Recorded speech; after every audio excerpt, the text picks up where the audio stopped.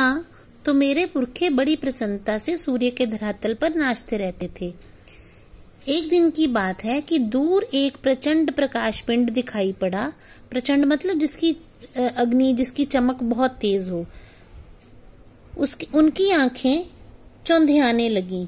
ये पिंड बड़ी तेजी से सूर्य की ओर बढ़ रहा था। अब ये पहले सूर्य जब टूटा नहीं था, सूर्य के टुकड़े नहीं हुए थे, तब की कहानी सुना रही है कि प्रकाश पिंड था। हमने सूर्य की तरफ आते हुए देखा। उसका आकार बढ़ता जाता था। ज्यों-ज्यों वह पास आता जाता था उसका आकार बढ़ता जाता था, यानी एक प्रकाश पिंड सूर्य की तरफ बढ़ रहा था। ये सूर्य से लाखों गुना बड़ा था।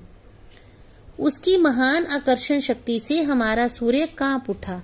ऐसा ज्ञात हुआ कि उस ग्रह राज यानी ग्रहों का राजा, बहुत बड़ा ग्रह से टकराकर हमारा सूर्य चूर्ण हो जाएगा। चूर्ण यानी चूर चूर हो जाएगा। वैसा ना हुआ। वह सूर्य से सहस्त्रों मील दूर से ही घूम चला। सहस्त्रों मतलब कई 100 मील दूर से ही। परंतु उसकी भीषण आकर्षण शक्ति के कारण सूर्य का एक भाग टूटकर उसके पीछे चला, यानी वो टकराया तो नहीं सूरज से, लेकिन उसमें इतनी आकर्षण शक्ति थी कि सूर्य का एक हिस्सा उसके पीछे खिंचता चला गया और सूर्य से टूटकर अलग हो गया। सूर्य से टूटा हुआ भाग इतना भारी खिंचाव संभाल ना सका और कई टुकड़ों में टूट गया। उन्हीं में से एक टुकड़ा हमारी पृथ्वी है। यानी उस समय ग्रहों का निर्माण हुआ था, ग्रह अस्तित्व में आए थे, जिसमें से पृथ्वी एक है। ये प्रारंभ में एक बड़ा आग का गोला थी।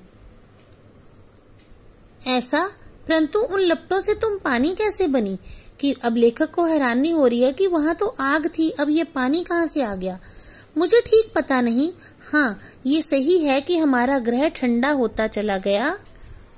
और मुझे याद है कि अरबों वर्ष पहले हद्रजन और ओसजन के रासायनिक क्रिया के कारण मैं उत्पन्न हुई हूँ।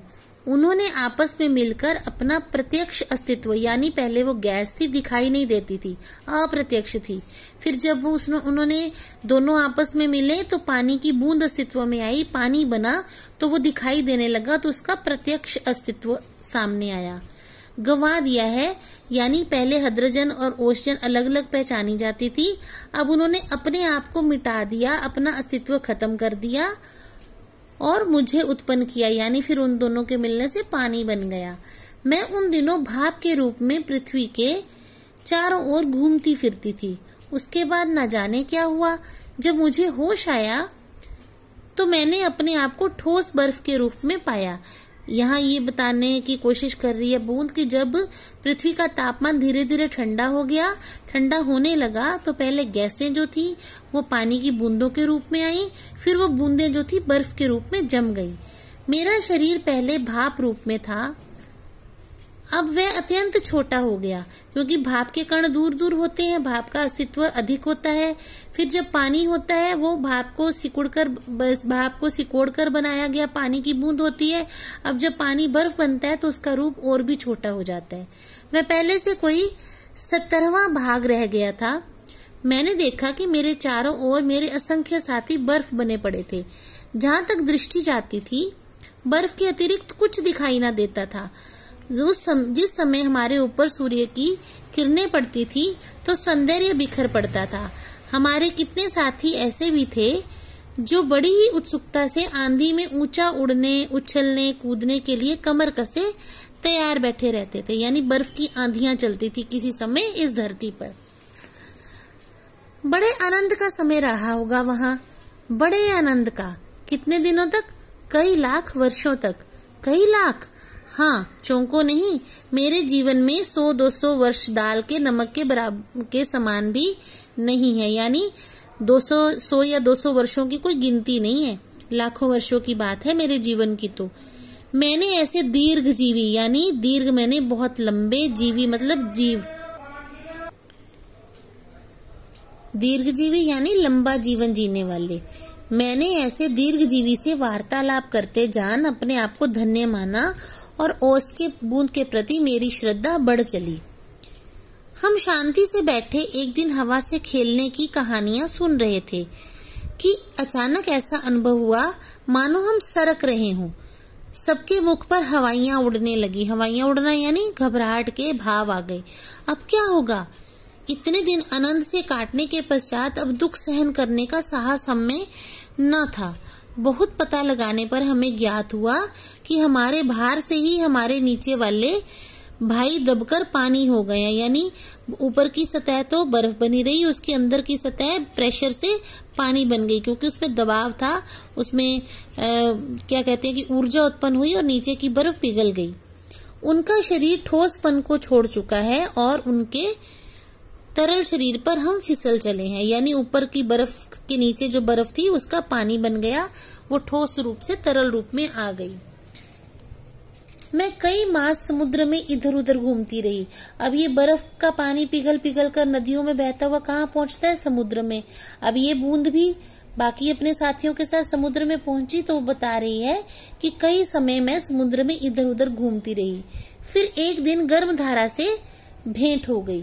धारा के जलते अस्तित्व मतलब उसकी गर्माहट, उसकी गर्मी को ठंडक पहुंचाने के लिए हमने उसकी गर्मी सोखनी प्रारंभ कर दी और इसके फलस्वरूप मैं पिघल पड़ी और पानी बनकर समुद्र में मिल गई। समुद्र का भाग बनकर मैंने जो दृश्य देखा वह वर्णनातीत है। वर्णनातीत का अर्थ होता है कि वर्णन से परे, यानी मैं उसका वर्णन नहीं कर सकती हूँ। मैं अभी तक समझती थी कि समुद्र में केवल मेरे बंधु बांधवों का ही राज्य है, यानी उसे ऐसा लगता था कि समुद्र में केवल पानी है, परंतु अब ज्ञात हुआ कि समुद्र में चहल पहल वास्तव में दूसरे जीवों की है और उनमें निरा नमक भरा है।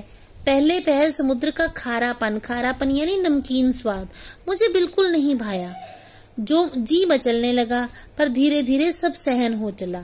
एक दिन मेरे जी में आया कि मैं समुद्र के ऊपर तो बहुत घूम चुकी हूँ, भीतर चलकर भी देखना चाहिए कि क्या है।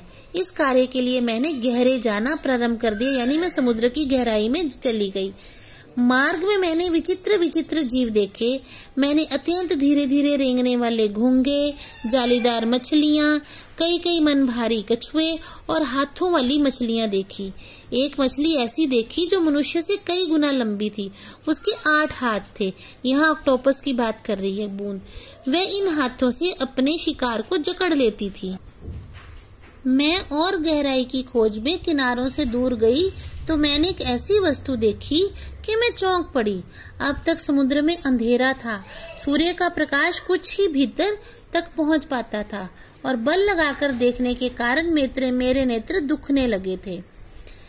मैं सोच रही थी कि यहाँ पर जीवों को कैसे दिखाई पड़ता होगा कि सामने ऐसा जीव दिखाई पड़ा मानो कोई लालटेन लिए घूम रहा हो।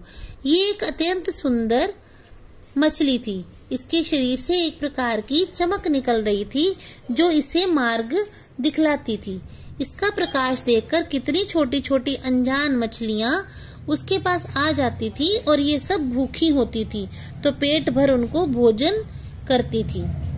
विचित्र है। जब मैं और नीचे समुद्र की गहरी तह में पहुंची तो देखा कि वहां भी जंगल हैं, यानी समुद्र के तल पर भी बहुत सारे पेड़ पौधे होते हैं जंगल की तरह। छोटे ठिंगने मोटे पत्ते वाले पेड़ बहुतायत से उगे हुए हैं। बहुतायत मतलब बहुत अधिक मात्रा में। वहां पर पहाड़ियां हैं, घाटियां हैं। इन पहाड़ियों की गुफाओं में नाना प्रकार के जीवरान, नाना प्रकार के यानी विभिन्न प्रकार के, बहुत प्रकार के जीव रहते हैं जो निपट अंधे तथा महा आलसी। ये सब देखने में मुझे कई वर्ष लगे। जी में आया कि ऊपर लौट चलें, परंतु प्रयत्न करने पर जान पड़ा कि ये असंभव है। मेरे ऊपर पानी की कोई 3 मील मोटी तह थी। मैं भूमि में घुसकर जान बचाने की चेष्टा करने लगी। चेष्टा यानी कोशिश। ये मेरे लिए कोई नई बात न थी। करोड़ों जल कण इसी भांति अपनी जान बचाते हैं और समुद्र का जल नीचे धंसता जाता है। आज इस वीडियो में हम इतना ही पढ़ेंगे। बाकी का ये पाठ हम कल की वीडियो में पढ़ेंगे और जानेंगे। धन्यवाद।